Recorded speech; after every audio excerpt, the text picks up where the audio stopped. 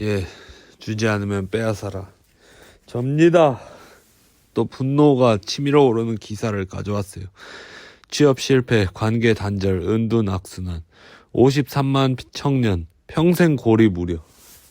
평생 고립이라는 거는 53만 명이 그냥 평생 제대로 된 인간관계 없이 혼자 생활을 할 가능성이 높다는 그런 얘기입니다. 처참합니다, 지금. 시벌. 저도 남 얘기가 아니에요. 저도 유튜브를 계속 시작하고 요즘 들어서 계속 하는 이유가, 저도 이제 관계의 단절을 느끼고, 애초에 관계랄 게 없었지만 관계의 단절을 느끼고 소통의 창구가 있었으면 좋겠다라는 생각을 많이 했어요. 그것 때문에 여러분한테도 그냥 계속 얘기를 하고 그러는 거거든요. 청년의 5.2%가 은둔 상태입니다. 2년 새 2배 급증했고, 구직 42개월 넘기면 은둔 확률 50% 넘는다. 구직 42개월? 그러면은 3년 6개월 아니에요? 그 정도면은 그냥 장난 아닌데? 그건 좀 심한 것 같은데. 사회적 비용 연 5.3조, 1인당 983만원 손실, 방치하면 평생 고립, 조기 개입 가능성. 김호진 씨, 가명 30대 씨의 하루는 방 안에서 시작해 방 안에서 끝난다. 코로나19 이후 단기 일자리를 전전하던 그는 어느 순간 사람들과의 연락을 끊었다. 재취업의 의지도 사라졌다. 온라인 공간에 머무르는 시간이 늘어나면서 생활 리듬은 무너졌고, 어린 시절 겪은 가정폭력과 방임의 기억까지 겹치며 고립은 깊어졌다. 유혜원 씨의 은둔도 길어졌다. 공무원 시험 낙방이 반복되면서 불안 증상이 심해졌고 타인의 시선이 두려워졌다. 집 밖으로 나가지 않은 생활이 이어진 지 7년. 그는 어디서도 지지받지 못한다는 느낌이 가장 힘들었다라고 털어놓았다. 쉽지 않다. 진짜로. 진짜 쉽지 않네. 삶이란 게 진짜로. 왜 이렇게 우리는 힘들게 살아가는 걸까? 청년 취업난이 장기화되면서 사회와 단절된 은둔 청년이 빠르게 늘고 있다. 취업 실패가 반복되고 대인관계까지 끊기면서 일상에서 이탈하는 청년들이 증가해 은둔 지원, 청년 지원 등의 막대한 사회적 비용이 지출되고 있다. 근데 이게 막대한 사회적 비용이 지출된다고 하면서 우리는 사실 그냥 이제 사실 연금이나 이런 비용이 더 커요. 네. 그리고 청년 은둔, 저는 이게 핵심이라고 봅니다. 청년 은둔이 평생 고립으로 이어질 가능성이 커진다. 이게 제일 큰 문제예요. 제가 볼 땐. 청년 은둔이 고립으로 이어질 가능성이 커지는 게 이게 제일 큰 문제라고 봅니다. 잠깐 쉬는 건 상관없어요. 근데 일본처럼 한 20년, 30년 쉬어버릴 가능성이 점점 높아지고 있다는 거. 이게 가장 큰 문제라고 봅니다. 저는. 사회적 연결을 복원하는 대응책 마련이 절실하다는 지적이 나온다. 절실하죠. 절실한데 이게 쉽지가 않아 지금. 왜냐면 사람들이 이제 더 이상 사람들이 필요가 없는 시대가 됐고, 사람들이 더 이상 이제 사람들에 대한 어떤 관용이나 어떤 그런 게 없습니다. 저도 마찬가지고, 이제는 사람들이 사람들을 서로 믿지 못하고, 사람들이 필요가 없고, 혼자 사는 게 익숙해진 사회가 되어버렸다라는 겁니다. 6일 한국경제인협회와 한국보건사회연구원이 지난 2월 발표한 청년 은둔화의 결정 요인 및 사회경제적 비용 추정 보고서에 따르면 2024년 기준 19세부터 34세 청년의 5.2%에 해당하는 약 53만 8천 명이 은둔 상태인 것으로 추산된다. 근데 이 은둔 상태인 것으로 추산되는 게 그런 것도 있을 겁니다. 은둔이라는 게 되게 애매해요. 그러니까 그냥 밖에 돌아다니면서도 은둔으로 취급당하지 않잖아. 밖에만 돌아다니면. 근데 밖에 돌아다녀도 은둔 청년이나 다름을 바 없는 삶을 살아가는 사람들이 많거든요. 저처럼. 그렇기 때문에 저는 모르겠습니다. 이게 그냥 과연 제대로 된 실효가 있는 그거인지도 잘 모르겠고, 보고서인지도 잘 모르겠고, 이 수가 정말로 이 수를 믿을 수 있을지도 잘 모르겠어요. 2022년 약 24만 4천 명과 비교하면 2배 이상 증가한 규모다. 참고로 22년만 해도 아직 그거 코로나 시기지 않습니까? 근데 그 상황에서도 이렇게 많이 늘어난 걸 보면은 답 없다. 정말로 답 없고 정말 쉽지 않다. 지금의 삶 정말로 그렇기 때문에 저희에게 있어서 이제 참 뭔가를 해먹기 힘들다라는 그런 얘기를 드리고 싶어요. 네. 2배가 늘었어요. 2배. 지금 4년 만에. 4년 만에 어떻게 2배가 늡니까? 4년 만에 2배가 느는 거는 진짜로 이제 이거는 쉽지가 않은 거죠. 은둔 청년은 임신, 출산 장애 등 불가피한 사유 없이, 그러니까 불가피한 사유 없이 집이나 방 등 제한, 그러니까 말만 그냥 은둔 청년이네 뭐네 해도 그냥 히키코모리예요. 히키코모리고 그냥 뭐 받아들여. 그거를 뭐 이렇게 계속 그거 하는 거야. 무슨 이렇게 계속 핑계를 대는 거야. 그냥 히키코모리예요. 히키코모리고 사회적 관계가 단절되고 힘든 여정 속에서 버티고 있다라는 걸 이제 알면 되고요. 최근 일주일간 경제활동이 없고 1개월 내 구직이나 학업 활동이 하지 않는 경우 등이 포함된다. 단순 미취업 상태를 뜻하는 니트와 달리 인간관계와 지지체계까지 붕괴된 것이 특징이다. 이번 광주 칼부림 어떤 그런 사태를 벌인 그 장모 씨였나 정모 씨였나도 아마 이런 어떤 그런 게 있었겠죠. 자기도 불안정한 어떤 상황에서 또 이 불안정한 상황이 지속되면 안타까운 점이 뭐냐면, 불안정한 상황이 지속되게 되면은 극단적인 사상을 갖게 되고 극단적인 행동을 할 어떤 가능성이 굉장히 높아집니다. 굉장히 높아지기 때문에 저는 이거를 사회적 비용을 얼마를 들여서라도 더 나은 사회를 위해서 이 사람들을 그러니까 잡아둬야 된다는 거죠. 이 사람들한테, 은둔 청년한테 왜 나와라, 그리고 은둔 청년 사고 치지 마라, 왜 지원금을 줄까요? 국가가 얘네 예뻐서 그런 걸까요? 아닙니다. 국가를 그렇게 이렇게 되게 대가리 꽃밭 마냥 생각을 하시면 안 돼요. 국가는 하나의 어떤 공장이나 기계와 같기 때문에 그렇게 생각하면 안 되고, 국가가 얘네를 왜 이렇게 어떤 어와둥둥 할까요? 어와둥둥 존나 오랜만에 쓰네. 어와둥둥. 왜 이렇게 할까요?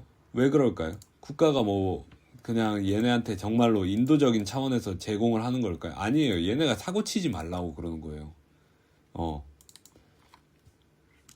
그렇기 때문에 이게 만약에 더 많이 늘어난다, 그럼 국가의 부담은 더 커지겠죠. 국가의 부담은 더 커질 거고, 국가는 그럴수록 이제 더 힘들어지고, 그 얘네가 지원을 안 하다가 이 지원이 있다가 끊기게 되면 얘네 이미 늙어버렸잖아요. 그때 되면 이제 40대 된 사람들도 있을 거고 50대도 있단 말이에요. 지금도 50대가 있습니다. 어떤 은둔 청년 중에. 그 여러분이 다큐를 보시면 그 은둔 중년이 있어요. 그럼 그 사람들이 만약에 줬다가 안 주면은 그 사람들이 뭐 지금 당장 취업할 데도 없고 어떻게 하겠어요? 그냥 또 극단적인 어떤 그런 사상을 여지없이 보여주는 거예요. 네. 그러면 이제 힘들어지는 거야, 진짜로. 삶이. 우리가 그냥 단순히 그냥 이걸 얘기할 게 아니라 어떤 분명히 논의가 있어야 된다고 봅니다, 저는. 단순히 그냥 그냥 쟤네, 야, 돈 한 푼도 주지 마라, 싸가지 없는 새끼. 이렇게 그냥 치부해버리면은 지금 당장은 편하거든요. 지금 당장은 편한데, 이게 그냥 쌓이면 결국 터져버리는 사람들이 있기 때문에 그 사람들이 두렵잖아요. 그 사람들이 안 두려우세요? 안 두려우면 상관이 없어. 근데 그 사람들이 두렵잖아. 그 사람들이 두렵단 말이에요. 저는 그렇게 사람 많은 곳에서 무슨 일이 폭탄이 딱 터질 걸 생각하면은 저는 두렵단 말이에요. 그렇기 때문에 잠시만요.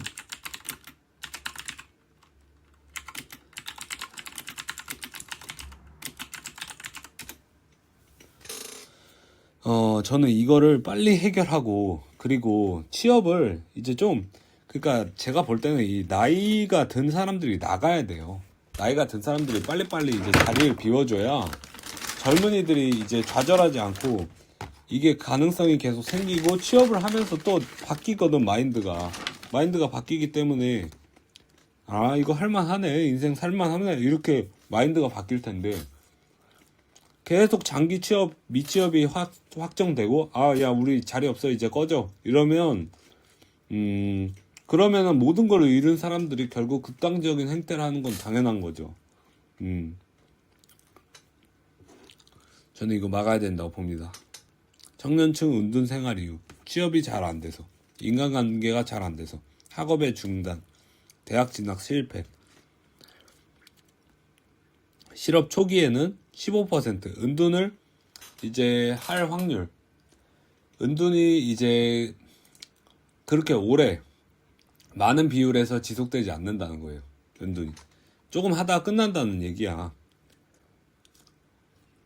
근데 구직기간 14개월 되면 더 늘어나고, 구직기간 3년이 넘어가잖아. 그러면 무조건 그 둘 중에 하나는 은둔을 한다, 이 얘기입니다. 청년 은둔화의 주요 원인으로는 취업 문제가 꼽힌다. 2022년과 2024년 모두 은둔 이후 1위는 취업 문제로 각각 35%, 32.8%를 차지했다. 지금 보게 되면은 내가 참 그 뭐라고 해야 되나, 한국 사람들이 그 체면을 진짜 많이 따진다고 생각했던 게 뭐냐면, 사람들이 취업이 안 돼도 그냥 나올 수 있는 거거든요. 그런 사회여야 되고. 근데 사람들이 취업이 안 되면 자기부터 검열을 해. 그래서 살기가 존나 팍팍하다. 취업 실패가 반복되면서 자신감이 무너지고, 이는 다시 관계 단절로 이어진다. 관계 단절은 구직 기회를 좁히고 결국 쉬었음 고립, 연둔으로 이어지는 악순환을 만든다. 연둔을 개인의 심리적 문제로만 보는 접근은 한계가 있다는 지적이 나온다. 김성환 한국보건사회연구원 연구위원은 은둔은 특정 심리나 정서의 문제가 아니라 다양한 조건이 결합된 결과라며, 일을 하고 사회적 역할을 수행하며 평범하게 살고 싶지만 그 경로가 막히면서 자연스럽게 고립은둔으로 이어지는 경우가 많다고 설명했다. 고립은둔 청년의 핵심 문제는 관계의 붕괴라는 분석도 있다. 저도 이거 중요하다고 봅니다. 뭐 돈을 못 버는 거야, 그럴 수 있지만 이 인간관계, 그리고 인간에 대한 어떤 관점에 대해서 변화가 일어났다. 저도 은둔을 했던 시기가 있었습니다. 물론 제가 뭐 정말로 밖에 하나도 안 나가고 막 이런 것만 은둔이 아니에요. 그냥 인간관계에서 대화 없고 그냥 인간관계가 계속 단절되고 하면은 그게 은둔이야. 은둔 별거 없어. 근데 저는 이제 돈 문제보다 고립되는 게 더 문제라고 봐요. 고립되고 자기가 혼자 모든 것을 다 해결해야 된다고 생각하게 되면 이제 그 세상이 이제 너무 무섭게 느껴지고, 그리고 세상이 무섭게 느껴지니까 세상이 싫어지니까 세상에 해를 끼치려고, 그게 악순환이 되는 거거든. 이거 씨발 연구할 필요도 없어요. 그냥 놓친 애들이 좀 나가고, 그리고 사회 내에서 좀 관용을 갖고 여유를 갖고 하면 되는데, 그럴 생각이 없지. 자본주의를 더 팽창시켜야 되고, 아직도 감이 없어. 아직도 팽창사인 줄 알아. 도움을 요청할 수 있는 지지 체계가 없고 타인과의 유의미한 교류가 단절된 상태로 정의된다. 이들은 삶의 만족도에서도 뚜렷한 격차를 보였다. 2021년 기준 매우 불만족 응답 비율은 17.2%로 비고립 청년의 약 3배에 달했다. 당연하죠. 교육 수준과 소득에서도 차이가 두드러졌다. 고졸 이하 비율은 고립 청년이 28.9%로 비고립 청년보다 높았고 소득이 매우 부족하다고는 응답 역시 32.8%로 비고립 청년의 2배 수준이었다. 문제는 은둔이 장기화될수록 회복이 어려워진다는 점이다. 관계 형성 능력은 경험을 통해 유지 발달되기 때문에 고립 기간이 길어질수록 일상적 소통과 사회 적응이 더 힘들어진다. 이는 다시 고립을 심화시키는 악순환으로 이어진다. 지역 조사에서도 비슷한 흐름이 확인됐다. 부산시 조사에서는 현재 은둔자의 52.4%로 과거 경험자의 73.9%가 20대 때 처음 은둔을 시작한 것으로 나타났다. 청년기에 형성된 고립은 중장년, 노년기로 이어질 가능성이 크다는 의미이다. 제가 그래서 이런 각오도 하고 있어요. 내가 만약에 은둔되면 그래도 유튜브로 쌀먹할 수 있을 가능성은 만들어놔야 되지 않을까. 그 점에 있어서는 저도 각오를 하고 있기 때문에 그런 생각하고 있습니다. 그러니까 구독 좀 눌러주십시오. 사회적 비용도 적지 않다. 은둔 청년으로 인한 연간 비용은 약 5조 2,870억 원, 1인당 약 983만 원으로 추산된다. 은둔 청년으로 인한 연간 비용이란 말이 뭔지는 모르겠지만 어찌됐건 이 사람들이 지원을 해야 되고 이 사람들에 대해서 어떤 인도적 차원에서 지원을 하거나 그리고 이 사람들의 어떤 범죄나 뭐 이런 걸 막기 위해서 아니면 재치와 사회화를 위해서 드는 비용이 1인당 1,000만 원이라는 얘기죠.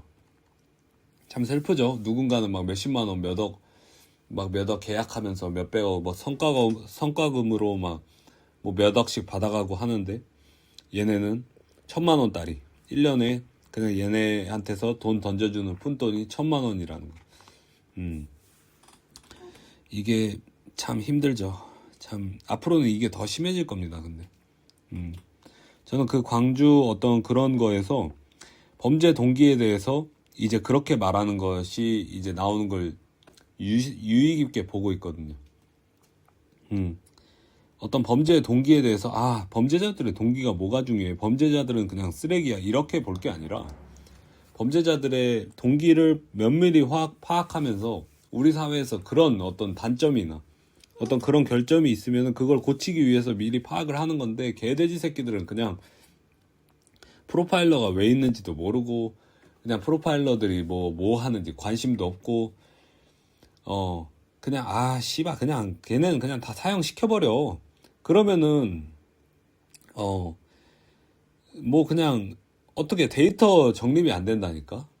그러면은 다음에 제2의 그런 애들 제2의 제3의 조선 제4의 최원종 막 이런 애들이 다 나오는 거라니까. 그러니까 저 또 몰라요. 개돼지 새끼들 그냥 돈 벌면 다 장땡인 줄 알아. 인간이 아닌 거죠 사실. 애초에 거한국이나 애초에 시와 지구에 지금 인간다운 인간이 많이 없어요. 이렇게 생각하면 안 되는데 여러분 만약에 은둔 청년 계시면 이렇게 생각하지 마시고 좋은 사람 있으니까 사회에서 그래도 돈을 벌면서 내가 사회의 일원이라는 어떤 그런 생각을 가지고 사셨으면 좋겠습니다. 예, 웬만하면. 전문가들은 지원 정책을 지출이 아닌 투자로 봐야 한다고 강조한다. 저도 이거 맞다고 봅니다. 심리 정서 회복을 시작으로 관계 형성, 사회활동 참여, 노동시장 복귀까지 이어지는 단계적 접근이 필요하다는 것이다. 그러니까 일할 사람 없으니까 빨리 니들 나와라. 쉬지 말고 이 개새끼들아. 이 얘긴데 안타깝네요. 근데 진짜로. 근데 여러분들 은둔을 계속 하게 되면은 내가 진짜 계속 이제 뭘 하는 거지? 내가 진짜 이렇게 살아도 되나? 나 진짜 짜증난다. 나 확 그냥 해버린다. 약간 이렇게 생각할 수 있는데 여러분 그렇게 생각하지 말고 진정하고 여러분이 할 수 있는 것부터 일단 집중하자라는 겁니다. 제가 말하고 싶은 건. 그리고 맨날 루틴을 갖고 뭔가를 하세요. 그냥 작은 일이든. 그리고 남의 시선 신경 쓰지 마. 남은 어차피 그냥 그런 마인드를 가지세요. 오직 나만이 중요하다. 나. 가족도 아니고 형제도 아니고 일가 친척이야 뭐 당연히 아니고 내가 중요하다. 나를 지켜야 된다. 라고 생각하세요. 그리고 은둔에 대해서 부끄러워하지 마. 그럴 수도 있는 거야. 그러고 나서 이제 나갈 준비를 하세요. 그리고 세상에 대해서 여러분의 관점을 바꾸세요. 세상 사람들이 날 너무 힘들게가 아니라 세상 사람들이 날 힘들게 해. 이 씨발 새끼들을 죽여버려. 이런 마인드로 여러분의 어떤 마인드를 전사의 심장으로 좀 바꿔주셨으면 감사하겠습니다. 왜냐면 이 한국에서 여러분이 뭐 이렇게 힘들어서 뭐 살자를 하거나 뭐 이런 것에 대해서 하면은 여러분만 손해예요. 그러니까 그러지 마시고 반드시 이제 여러분의 어떤 원하는 것을 꼭 이제 이뤄내시기 바랍니다. 저는 여러분을 믿겠습니다. 알겠습니까? 다시 돌아오고 그리고 걱정하지 마세요. 너무 감사합니다.